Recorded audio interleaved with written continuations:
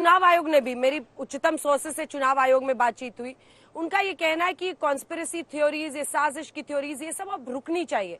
उन्होंने ये कहा कि इससे मतदाता के मन में भ्रम पैदा होता है, वोटिंग परसेंटेज गिरता है, और वोटिंग परसेंटेज का गिरना किसी भी लोकतंत्र के लिए सेहतमंद नहीं है।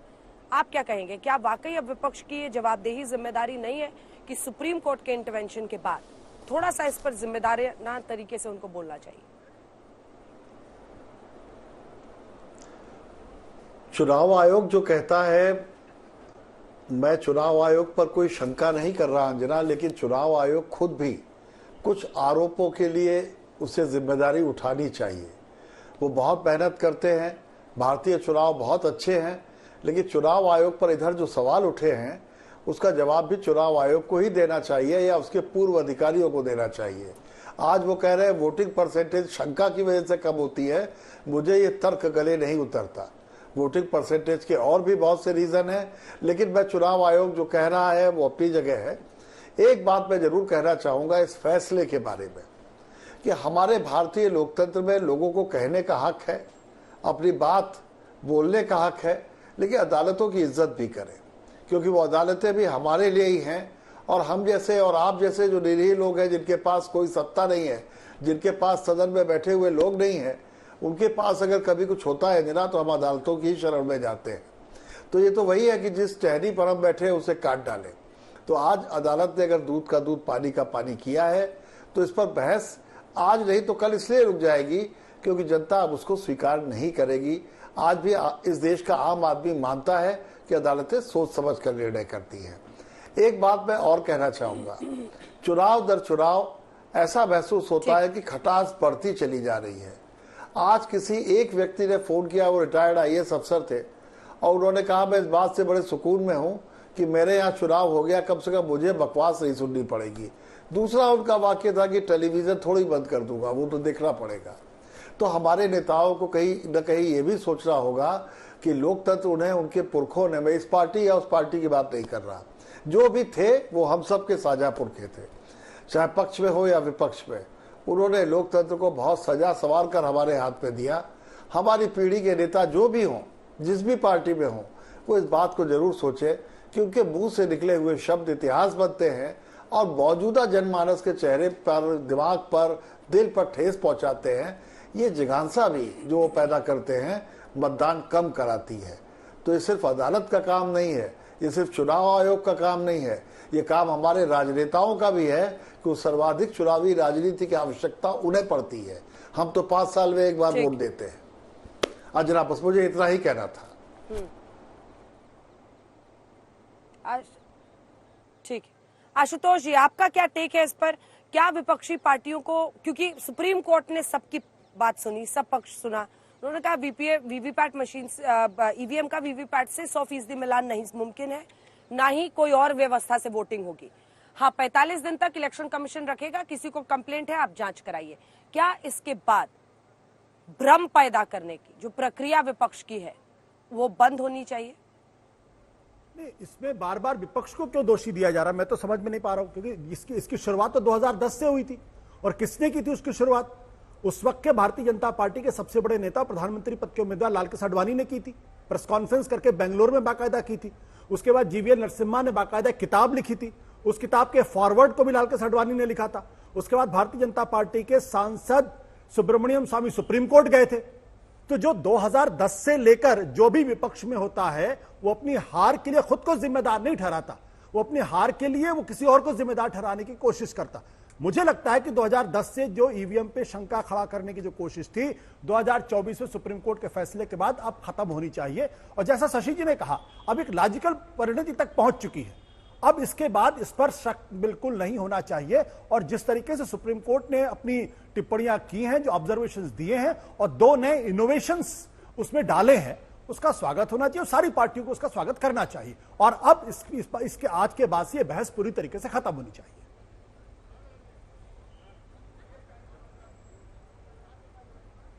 मुझे नहीं पता अनुराग भदौरिया जी कितने सहमत होंगे, कांग्रेस पार्टी के लोग कितने सहमत होंगे। मोहम्मद अमीन साहब, आपके पास आते हुए, क्योंकि मुझे याद है पिछली बार भी जब बहस हुई थी तो आप पर बहुत आक्रमण हो गया था मेरे शो में, लेकिन आज सुप्रीम कोर्ट ने इलेक्शन कमीशन के पक्ष को काफी मजबूती से स्वीकारते हुए कहा है ना तो ये वीवीपैट से 100% मिलान संभव है, हम ईवीएम पर पूरा भरोसा रख रहे हैं, लेकिन हाँ चुनाव आयोग को 45 दिन तक रखना होगा। कंप्लेंट है किसी की तो आपको फिर से उसको चेक कराना होगा। आप कैसे देख रहे हैं इसे? देखिए, ये संवैधानिक संस्था है, इस पर चुनाव आयोग पर याद होगा आपको कि जब ये इलेक्शन हो रहे थे स्टेट के 5 स्टेट के, उस वक्त तमिलनाडु में चीफ जो जस्टिस थे उन्होंने भी कहा था कि इस पे एक मर्डर केस रजिस्टर होना चाहिए इलेक्शन कमीशन पे और उनके अधिकारियों पर जो वक्त चुनाव करा रहे हैं। उस वक्त मैंने यही कहा था, ये संवैधानिक संस्था है चुनाव आयोग, और ये मामला सुप्रीम कोर्ट में जाएगा तो वहां पे सर्वोच्च न्यायालय के जो लर्नेड न्यायाधीश हैं उस पर अपना फैसला देंगे। और यही हुआ कि वहां से उनको कहा गया कि आपको संवैधानिक संस्था की इज्जत करनी चाहिए, आपको इस तरह इंटरफेरेंस नहीं करना चाहिए।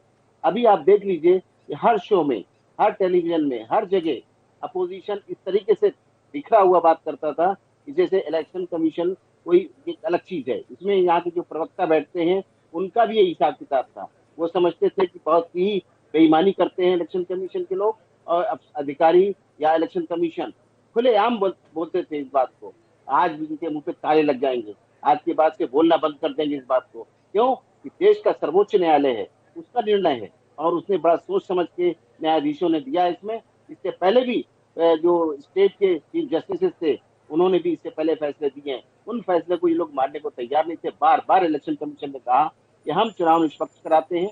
और देखिए, अभी जो कह रहे थे सुधांशु जी इस बात को कि ये स्टेट में जिससे जीत जाते हैं उसका तो ये नाम कभी नहीं लेते।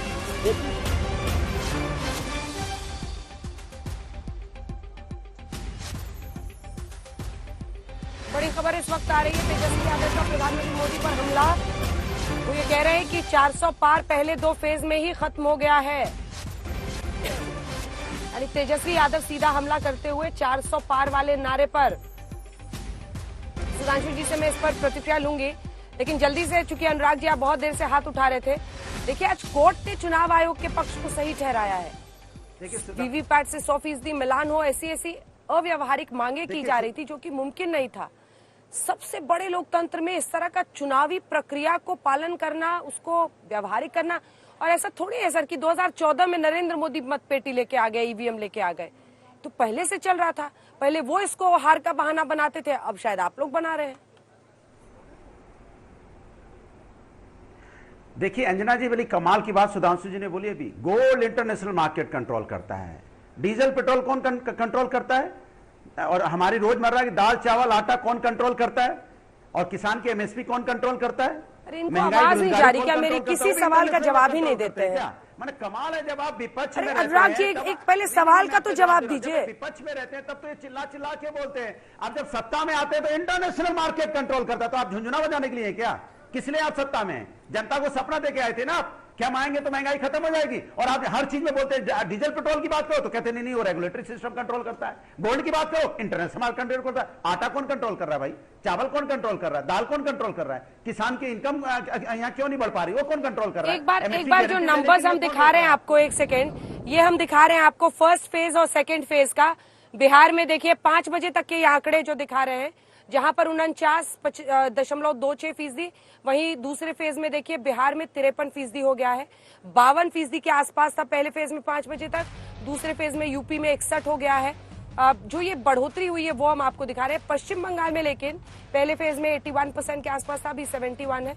57 से राजस्थान में देखिए 59 हो गया है। आइए मध्य प्रदेश पर अभी 5 बजे तक के आंकड़े, नंबर्स कम है। ये 5 बजे तक का नंबर्स हम इस बार का आपको दिखा रहे हैं, माफ कीजिएगा। और पहला जो नंबर्स आप देख रहे हैं वो फुल लास्ट जो 6 बजे तक के आंकड़े थे पिछली बार के, वो दिखा रहे हैं। सुधांशु जी, तेजस्वी यादव कह रहे हैं कि 400 पार वाला नारा पहले 2 फेज में ही खत्म हो गया, हवा हो गया, और जो अनुराग जी कह रहे हैं उसका भी जवाब। देखिए मैं बात बताता हूँ। देखिए तेजस्वी यादव जी की बात को कितनी सीरियसली लेना चाहिए। जो कुल 40 सीटों पर नहीं लड़ रहे हैं, वो 400 के पार वाली बात, 400 सीटों के बारे में बात करें तो मुझे लगता है बहुत गंभीरता से लेने वाली बात नहीं है। हाँ, मगर मैं ये भी याद दिलाना चाहता हूं, अनुराग जी बैठे हैं तो उत्तर प्रदेश विधानसभा के चुनाव में जहां 403 सीटें कुल, अखिलेश यादव बोले थे 400 सीटें आ रही हैं, तो उनसे तो एंकर ने यह भी कहा था मजाक में कि भाई कौन सी 3 सीटें आपने छोड़ दी हैं।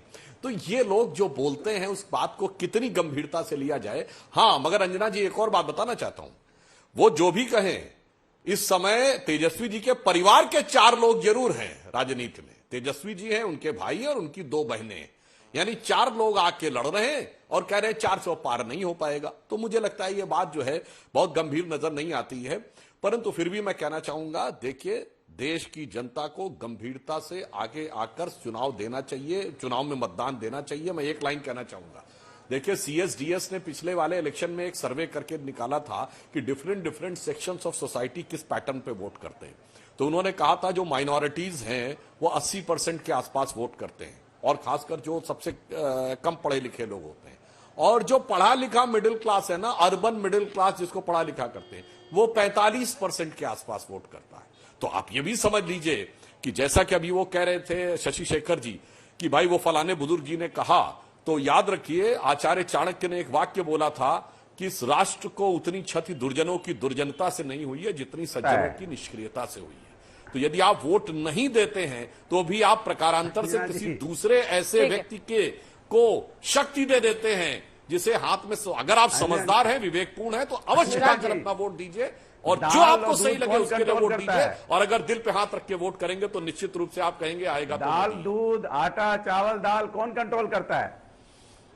अच्छा, दाल, दूध, आटा, चावल, आज के लिए बहस बड़ी है।